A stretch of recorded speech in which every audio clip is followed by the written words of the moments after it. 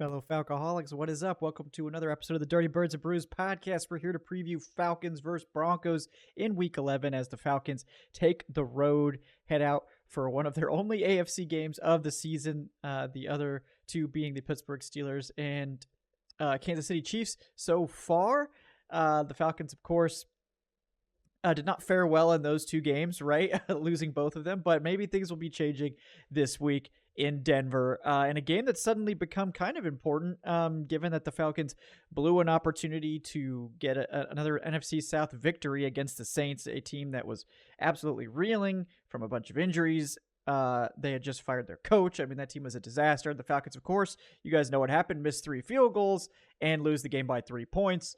Not great, and that does put the Falcons at a 6-4 record, which is still good. But now all of a sudden, if you lose this one, you're at 6-5 with on a 2-game losing streak going into the bye, and we just don't want that to happen, right? So the Falcons need to find a way to get a dub this weekend against Denver, which is not an easy game whatsoever. The Broncos have one of the NFL's best defenses, certainly one of the best pass defenses, arguably the best pass rush. And while they aren't a great offense, they're fairly mediocre overall. They do pass protect very well, and Bo Nix is starting to come into his own a little bit more with his ability to create plays on the ground, and a good wide receiver in Cortland Sutton there. So this is not a pushover team by any means. The Broncos in their stadium are very difficult to beat. It's called Mile High for a reason. That altitude can get to teams. So this is a tough game for the Falcons, even though on paper you might look at it and say, well, Atlanta's got the better offense. They got a good chance of this one. Maybe they do. We'll take a look at the matchups. We'll take a look at the injury reports. This week features the longest injury report of the season by far for the Falcons, with I believe 16 total players on it as of Wednesday. Now that was just a walkthrough, and the Falcons often rest guys on Wednesdays, so not necessarily alarming yet. But we'll talk about that injury report. We'll talk about the matchups to watch in this one, and what are the chances the Falcons can get this road win here and keep distance on the Buccaneers, who are on bye this week. So the Bucs, I'm sure, would like nothing more than the Falcons to drop a game while the Bucs are just sitting there resting. That would be bad. It would be good if we didn't do that, obviously. So let's hope that the Falcons can get it together this week. And we'll get into this game. But before we do, I want to bring you guys a real quick word from our sponsor, BetOnline, folks. BetOnline is the world's most trusted betting platform and your number one source for online betting. BetOnline's got the earliest odds to in-game live betting options. BetOnline provides you with all the action and the ability to bet on the games as they're happening, which, doesn't usually work out too well for me. I'm more of like a planning style better. I like to look up all the weird props and track stats and, probably still be wrong half the time because that's just kind of how this goes, right? But it's fun to do. I like the stats angle, but if you like the vibes angle, just betting during the games, BetOnline's got you set up with that, as well as college football, NFL, NBA, college basketball, NHL, UFC, MMA, all that good stuff over at betonline.ag. So head over there today to get in on the action with America's most trusted site for online wagering. And when you sign up, make sure to use our promo code BELIEVE, that's BLEAV, to get access to the latest promotions. BetOnline, the game starts here. All right. First thing we're going to do is take a look at this injury report. I'm still waiting on the Thursday one, so if that does come out in the next little bit while I'm recording, I will get you guys an update on that. So right now, it's a long one for the Falcons and a short one for the Denver Broncos, right? The good news is Drake London's back to full participation in practice, so it doesn't appear to be any concern about his status there. Drew Dahlman also practicing fully to start the week. He apparently is very close to returning. I think obviously the plan is probably to have him return this week, but Raheem Morris said something about like needing to clear a couple more hurdles or something like that. I don't know. It might be conditioning. But if they could get Dahlman back in the lineup as a guy that can maybe help this run game in a big way, that might be very beneficial for them against this particular defense. So we'll see how that goes. No, I won't get to all these guys because a lot of them are limited, and it's a Wednesday report, so I'm not too concerned. But Kirk Cousins does show up for the first time this season on the injury report with a right shoulder, right elbow injury. He was limited in the walkthrough. Mike Hughes limited. He had that neck injury during the game and didn't return. He's back in a limited practice with a neck injury. Tyler Algier picked up a quad injury and was limited. J.D. Bertrand does appear to be progressing through the protocol finally. He practiced in a limited fashion on Wednesday, which is one of the first steps to getting back. So if he can progress to a full practice without any more symptoms showing up, then he could potentially be back this week as well, which would be nice. Troy Anderson, limited with the knee injury. He apparently re-aggravated it against the Saints, but Raheem Morris seemed confident that he would play. Hopefully he looks more healthy than he did last week, where he did not look like he was ready to be back. And then a couple of offensive linemen in Chris Lindstrom and Ryan Newsel, both limited as well. The 5 DNPs for the Falcons, D. Alford with a hamstring injury. That's worth monitoring, obviously, because the Falcons don't really have another good slot option at this stage. Antonio Hamilton, DNP with a pec injury. James Smith-Williams is apparently already been ruled out, according to Raheem Morris's comments, with a tibia injury. That one seems potentially concerning long-term. And Taquan Graham may be placed on season-ending IR with his pec injury, according to speculation right now, but also the fact that Raheem Morris basically said it was really bad news on him. So, we'll see what happens there. The other one would be Charlie Werner, who picked up a concussion. He did not participate, so his status obviously in question for this week. Broncos only have 2 players limited. Zach Allen, and that was not injury-related rest. It was more of a rest day for him. And then safety Brandon Jones was limited with an abdomen injury, but at this point, it doesn't seem like either of those are concerning for game status purposes for the Broncos. The Broncos pretty healthy going into this one, whereas the Falcons banged up and really needing this bye week, it seems. The good news is the bye week is next week. The bad news is you got one more game to get through before you get there, so we'll see if the Falcons push any of these guys or what this defense mainly is going to look like. I don't know how many of those DNPs are going to last, so we'll keep an eye on that as the week continues, but definitely a banged up Falcons team more than at any point this season. So we'll see if that continues and see if guys can improve at all during this week's practice period. Let's move on now to getting into this matchup with the Broncos. We'll start with how this Falcons offense matches up against maybe arguably the best defense the Falcons have played this season. Maybe the Steelers are in that mix also. But other than that, this is definitely one of the top 3 defenses the Falcons have played. So we're going to take a closer look at how Atlanta can go about trying to get some points and yards against this unit. All right. Well, a lot has been made about this Broncos defense, and for good reason. They're one of the NFL's best pass rushes. They get a lot of production from their blitz packages. They lead the NFL in blitz rate, I believe, with over 40% blitz rate. So the offense has to have options for beating that blitz, but the Broncos blitz so much that their defense is basically built to kind of cover up those quick outlets and force mistakes. And they've been very good at that so far. And I think that's a good fit for the way that this defense plays. I think Brandon Jones is having an awesome year for them. Especially in coverage. But their other safety, PJ Locke, is kind of, a little bit hit or miss, but he is a good pass rusher. So they like to blitz him a lot and not really expose him in coverage. I think both of the Broncos linebackers are kind of bad in coverage too, but both are good pass rushers, especially Justin Stranad, one of my draft crushes back from the 2020 season. But they just have a lot of guys that can go after you. A lot of guys that can get pressure, especially on that defensive line, which is very pass rush focused. Nick Bonito was another guy that I liked. Zach Allen, another guy that I liked. Both those guys, really good pass rushers for this team. Broncos also got John Franklin Myers in there playing as an interior pass rusher. He's been good for them. And then on the other side, Jonathan Cooper having a fantastic season. Former 7th-round pick, really coming correct. He's kind of been their best run defender out there.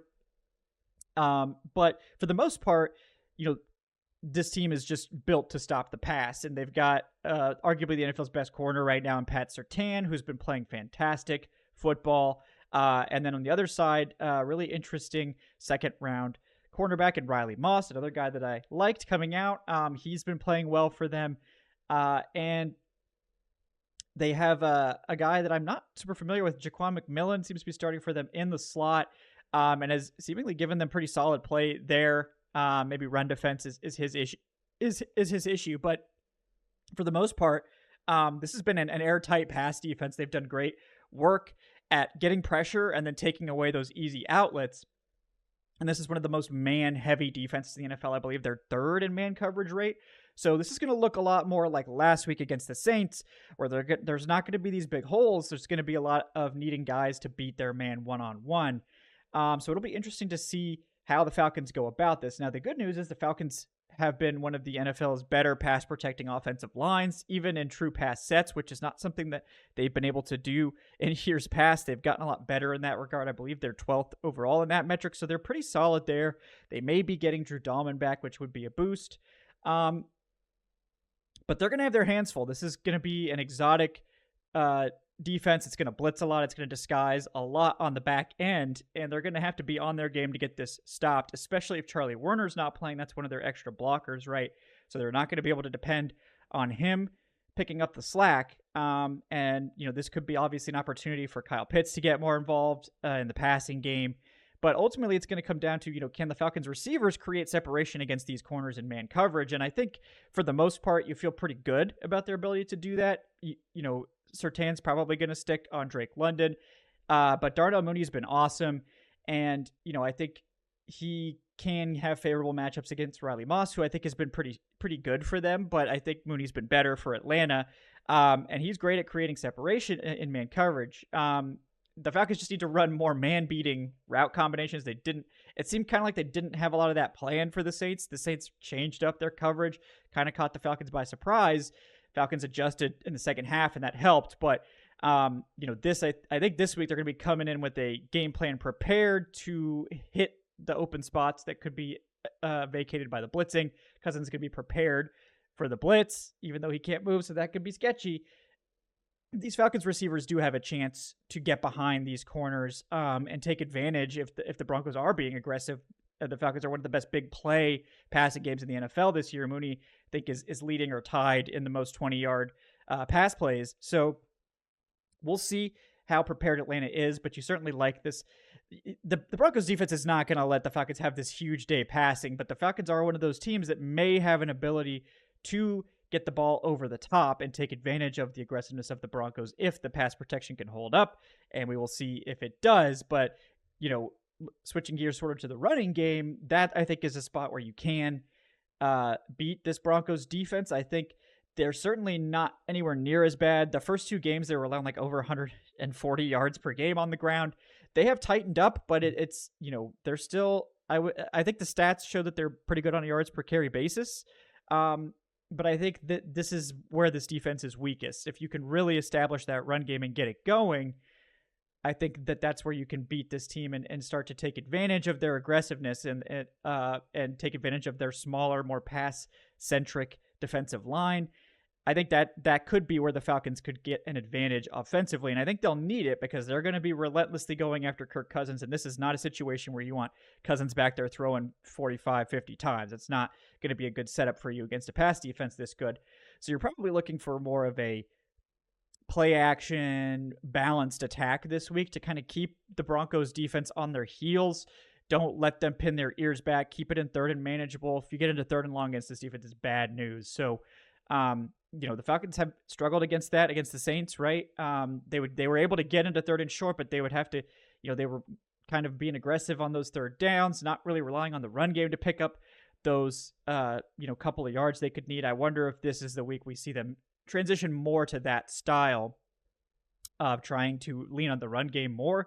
And I think that will be helpful for them overall if they can find a way to create good matchups on the ground. But, I think this is a good pass defense. I don't think the Falcons are going to have a great day in the passing game, but I think it can be good enough with the complements of the run game to potentially get enough going here to outscore the Broncos offense, which has definitely improved from earlier in the year. We're going to take a look now at how the Falcons defense, which has not improved from earlier in the year, matches up against this ascending, maybe, Broncos offense.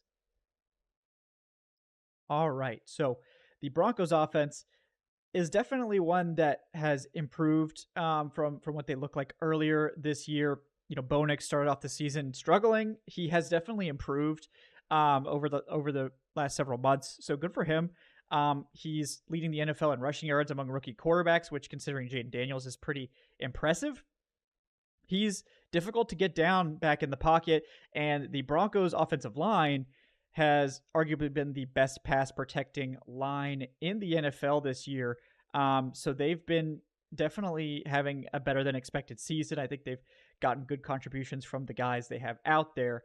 The passing game, has been solid. I think this Broncos team is one that probably wants to run the ball and basically give Bo Nix easy opportunities, right? And that's what most offenses want, obviously. But in terms of overall passing, Broncos 25th in net yards per attempt, 27th in total yardage. This is a passing game that has struggled. They're 22nd in points, 24th in total yardage.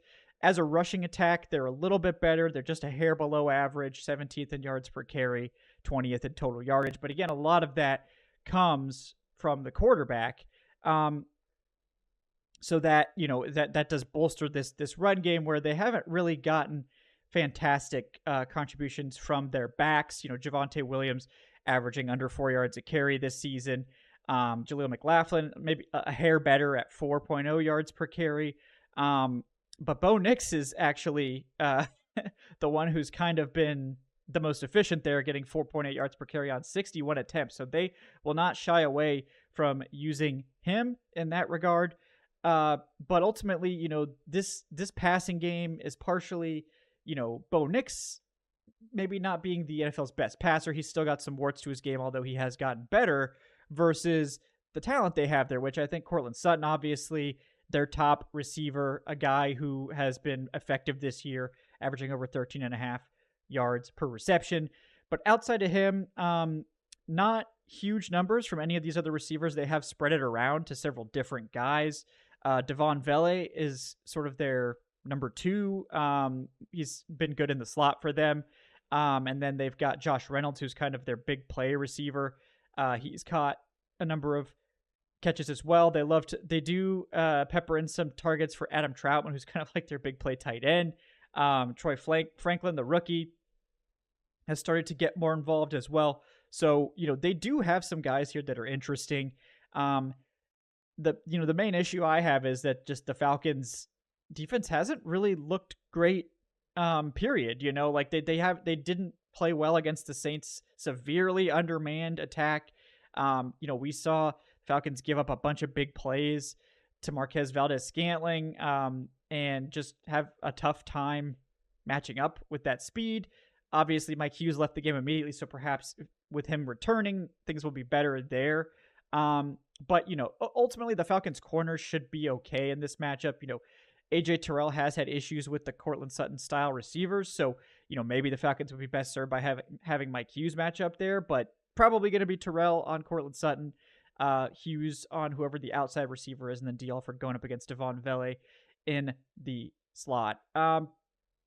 But yeah, I mean, the one thing I should mention is the Falcons' run defense has played better lately. Last week against the Saints was one of their better games of the season in terms of actually stopping the run. So that's nice to see. The Falcons in terms of yard per carry are 18th in the league now, which is not great. It's slightly below average, but it's not as bad as it used to be. Falcons allow under 100 yards for the first time all season, just 96 rushing yards there. So, maybe they kind of figured something out here with Eddie Goldman getting involved. He was good for them. I've been clamoring for Eddie Goldman to get snaps. I'm glad that they eventually did give him to him. We'll see if they can get back anybody else that might be helpful. Do they potentially get Lorenzo Carter back? Do they try to get more contributions from a guy like Khalid Kareem, who plays edge? He was off the practice squad last week, gets in there, only plays like 10 snaps, but gets several run stops in the process. So maybe he could be somebody that's helpful. We'll see how that plays out. But I do think ultimately you look at this matchup and, maybe the Falcons could be okay against a below average rushing game here for the Broncos. The passing game, I don't know. I don't love how this Falcons team defends the pass right now. It just seems like against the Saints, but it's very sporadic. Like sometimes they'll shut stuff down. Obviously, we have 2 ball hawking safeties, The Broncos are really targeting the intermediate area for the most part. That's where they've had a lot of success with Bo Nix in recent weeks. Nix certainly has been prone to some turnovers. He has 6 picks this year to 10 touchdowns. But he's a quarterback that's hard to get down. He's a good runner. The Falcons need to be ready. They haven't played a quarterback like that in a few weeks now. They actually did a decent job early in the year against the likes of Jalen Hurts and Justin Fields, but I feel like they just haven't really. I don't know that I trust them to get this done, especially without Troy Anderson out there, who I think is a guy. I mean, he will be out there. I don't know if he'll be healthy, I guess, is the ultimate question. But, you look at this matchup and you feel like the Falcons should be okay against the Broncos defensively.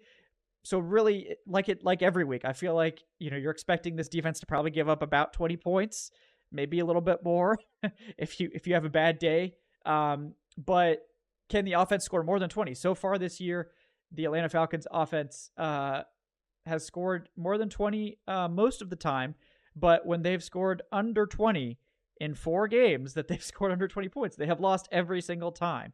In all the other games where they scored 20 or more points, they won every time. So 20 seems to be the magic number for this team, right? If they get over that number, really, I guess technically it would be 17, that they score more than 17 and they win, because they haven't actually scored specifically 19 or something. But if they can get 20 plus points, they tend to win these games. If they can't, for whatever reasons, whether that's missed kicks or turnovers or just an off day, they tend to lose. So and this is going to come down to Atlanta's offense's ability to move the ball against the Broncos defense, which, again, we saw the Broncos defense really stress out the Chiefs last week, just 16 points allowed.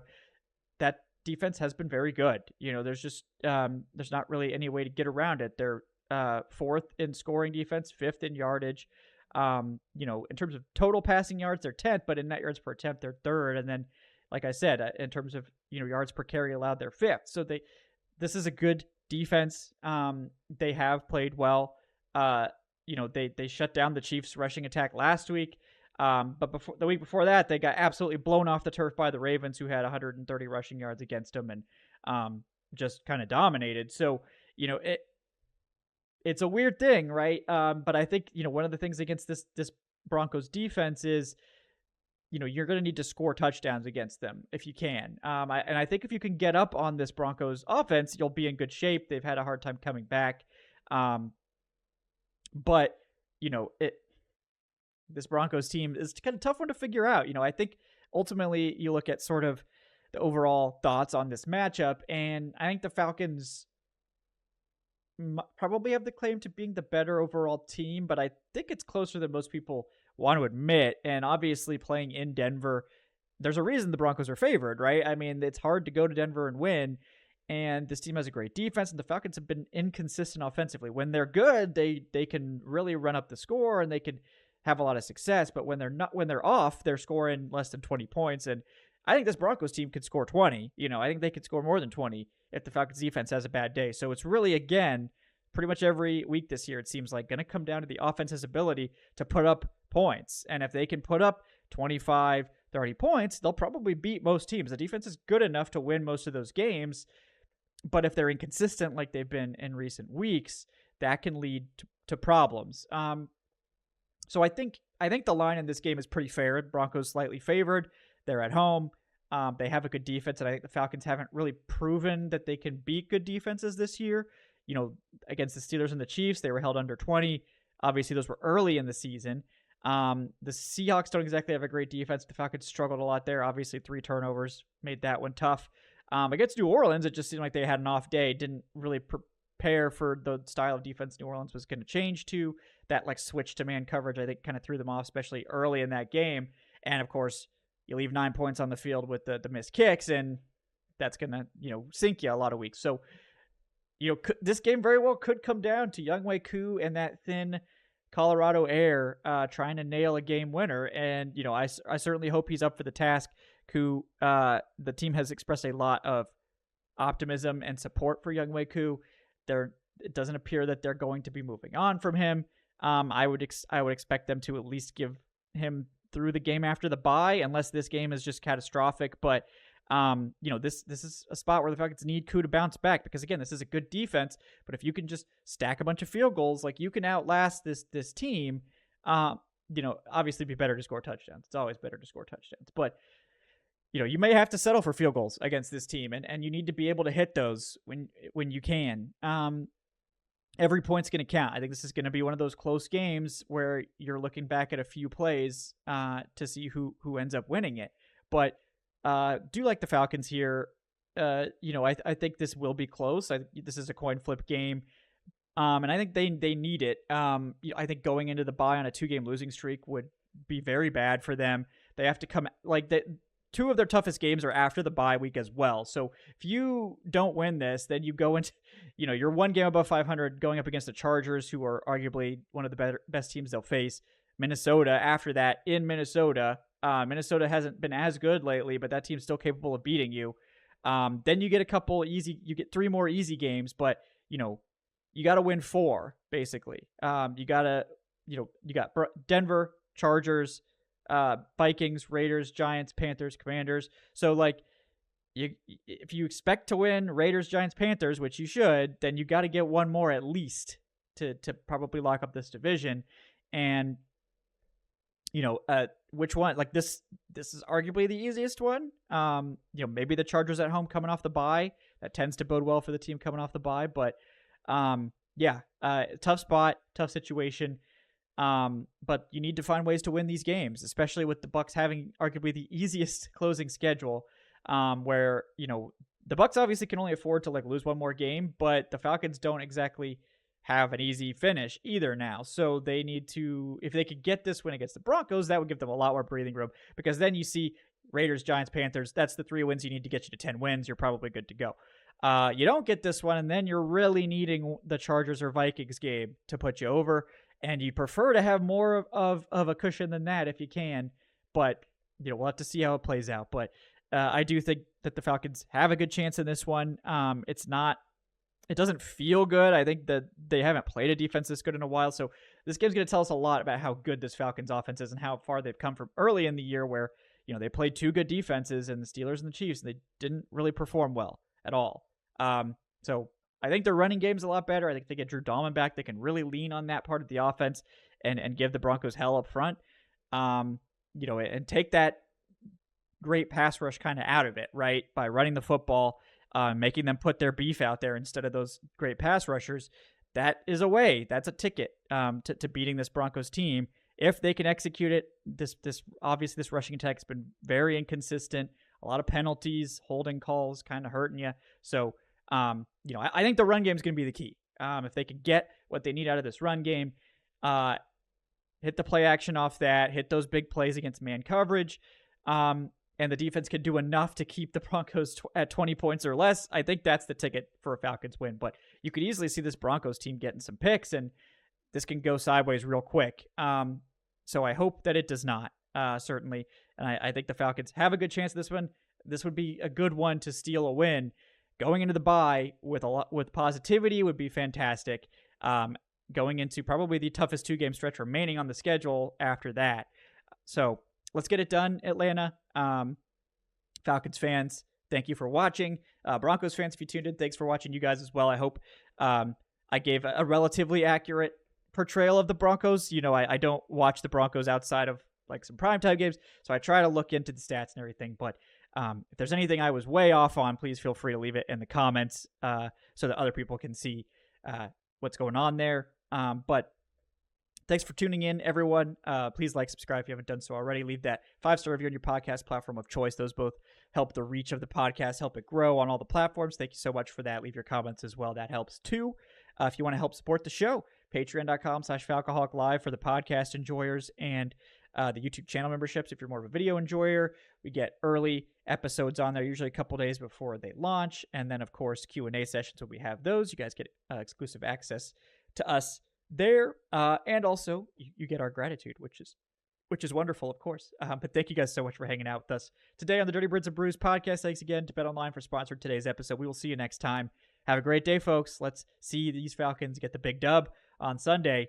And, of course, we'll be back for the post-game coverage, win or lose, Sunday night after the game. So we'll see you then, guys. Have a great day.